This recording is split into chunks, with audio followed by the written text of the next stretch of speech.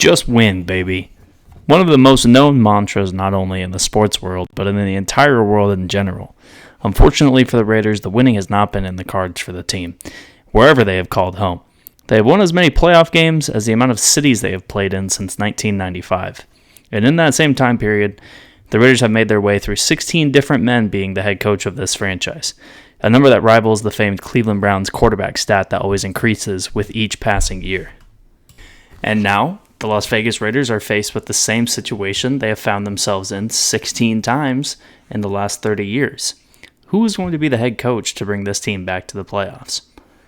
Unfortunately for Antonio Pierce, he really was left in a terrible situation. A team with no real quarterback, no running game, a below-average defense, and a fan base that hates that they moved away. There was nobody that was going to stand at the forefront for Pierce except for the players. But just like every other player coach that we have seen before, even the players will start to turn on them if they don't start to win. This year really only had the highlight of Brock Bowers being the most prolific rookie from a pass-catching standpoint in NFL history. Other than that, their big-name free agent acquisitions flopped, their star players were injured, they still do not have a quarterback of the future, or even of the present. Much like my last video with the New Orleans Saints, fixing the Las Vegas Raiders begins with finding a head coach.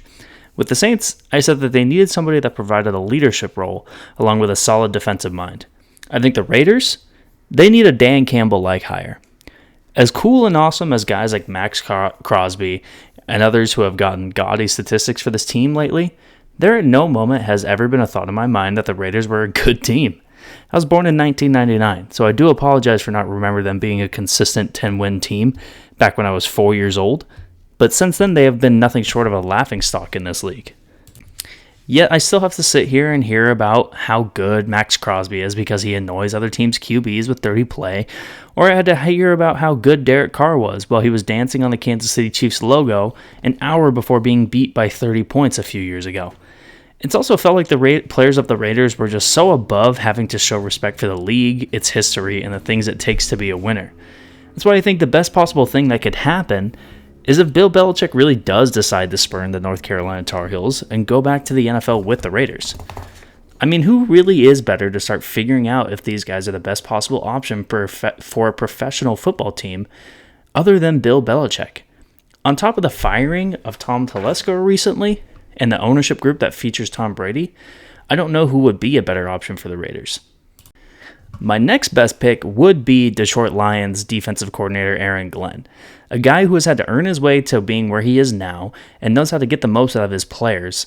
He could be a great way to help turn the culture of this franchise around and turn them back into a winner, much like Dan Campbell did with the Detroit Lions.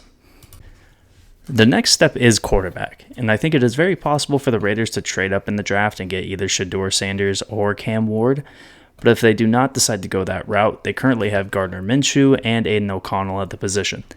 Now, Minshew came into the Raiders organization after a decent season in 2023 when he almost got the Indianapolis Colts to the playoffs.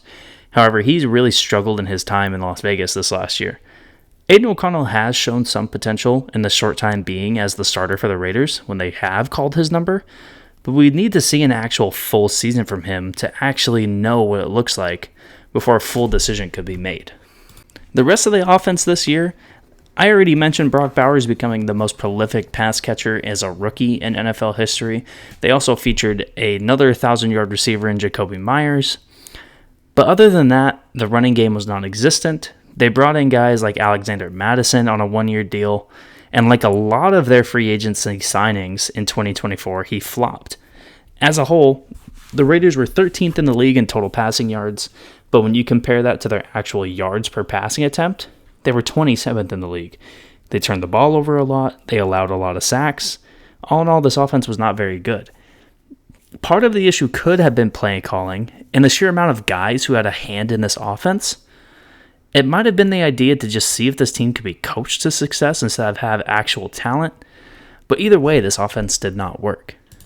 Moving on to the defense, there really was not much you could point to as a positive for this side. I would say the most consistent guys were Trevon Merrick or Robert Spillane.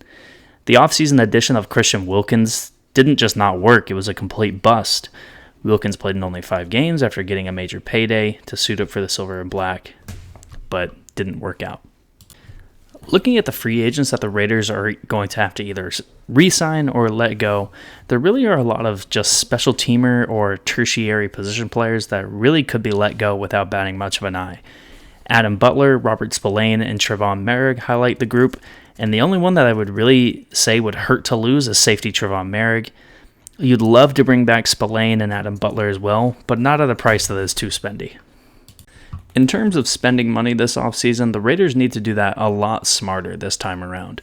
Yes, Christian Wilkins is a very good player, but they really blew their wallets giving him $83 million guaranteed and $110 million over 4 years for a guy who, was a good player on the Miami Dolphins defense, but I wouldn't necessarily ever have said that Christian Wilkins is a superstar and deserved $110 million. And the signing of Gardner Minshew still really makes no sense to me either, given how much money they gave him and the success that Aiden O'Connell had in 2023, the year before they brought in Gardner Minshew.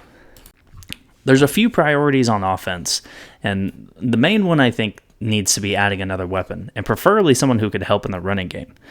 Now, I would love for the Raiders to be in play for T. Higgins this year, especially if both Jacoby Myers can keep improving and Brock Bowers keeps playing like one of the best tight ends already in the NFL. Then the Raiders have a core of pass catchers that can build the foundation of the future for this offense. Then at running back, I say why not make a run at Najee Harris? Harris has been a consistent back in the NFL since he's come into the NFL, and I think he would be a welcome addition to this running game and would provide some sort of an addition in the passing game as well. Fleshing out the rest of this offensive line should be a priority. Currently, on the interior of the offensive line, there's only 3 guys. Jackson Powers-Johnson, I say, would probably be a guaranteed starter either at guard or at center. And they do have a couple of tackles as well. But really fleshing out this entire offensive line on the interior mostly is what should be the focus. However, free agency should be where defensively this team needs to improve. They don't have anywhere close to a full group going into free agency. There's not a lot of top-tier talent, or really any talent at all outside of Max Crosby. Veterans on this defense needs to be at the forefront of the goals for making this a better team. On the D-line, you look at guys like Greg Gaines, Mario Edwards, Jerry Hughes, and Dante Fowler. While other names like DeMarcus Lawrence, Chase Young, Osa Odigizua, and Josh Sweat could be the big-name guys that could be a little bit spendier, but could provide that higher level of play that they're looking for. At linebacker, I think Isaiah Simmons would be a good option for a lot of teams that need to add a young, rangy, athletic linebacker. But if they do decide to go the veteran route, why not try to get Bobby Wagner? Why not try to get Levante David? They not only would be a great addition for one more year of Hall of Fame careers that they've had, but also whoever they decide to bring in, if they decide to draft somebody, which I think they should, those 2 guys could easily be very good veteran teaching leaders for whoever they decide to draft. With the secondary, like I said, I think the Raiders should re-sign Trevon Merrick. They should also target Tyrann Mathieu, as I think that would be a perfect pairing in the back end that would provide 2 guys who can do it all. On the perimeter, young guys that can develop like Eric Stokes, Asante Samuel, and Paulson Adebo would be a dream come true to bring onto this team. The essential need for this team is to add more talent. And while they did a good job of it last year in the draft by adding the best playmaker in the draft in Brock Bowers, they also added 2 starters on the offensive line in Jackson Powers-Johnson and Delmar Glaze in the 2nd and 3rd rounds respectively. In this year's draft, there's an even more massive opportunity for the Raiders to be able to improve, with 10 selections in this year's draft and 4 of those in the top 73. I'm of the opinion that improving this offensive line is a massive need, as well as getting a running back. But the obvious question that looms over the draft day for the Las Vegas Raiders is, could they get their hands on a top 2 pick to be able to guarantee themselves a chance at one of the quarterbacks in this year's selection ceremony? If the Raiders do decide to go this route, I think getting the number 1 pick is the only option that they should consider.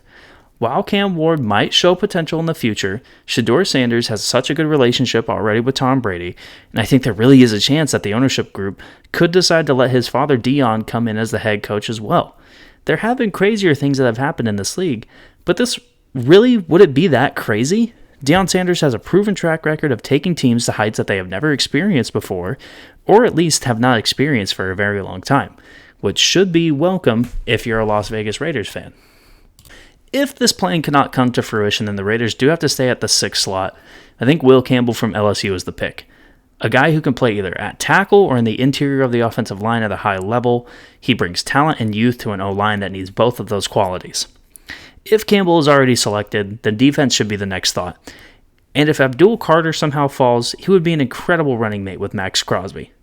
If Carter is gone, then cornerback Will Johnson would easily slot in as the number 1 cornerback for the Las Vegas Raiders and would be the next best selection. In the second round, running back should be the move, regardless of who they select in the first. One of Omarion Hampton, Caleb Johnson, Quinshawn Judkins, Ollie Gordon, or Trevion Henderson will be available, and maybe even all of them will be.